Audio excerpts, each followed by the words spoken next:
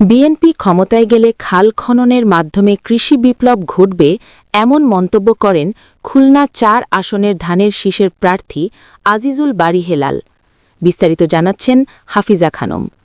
তেরখাদা মুক্তিযোদ্ধা মিলনায়তনে কৃষকদল আয়োজিত সাবেক প্রধানমন্ত্রী বেগম খালেদা জিয়ার রুহের মাগফেরাত কামনায় দোয়া ও আলোচনা সভা অনুষ্ঠিত হয়। রাজু চৌধুরীর সভাপতিত্বে অনুষ্ঠানের প্রধান অতিথি ছিলেন কেন্দ্রীয় তথ্য বিষয়ক সম্পাদক আজিজুল বারী হেলাল।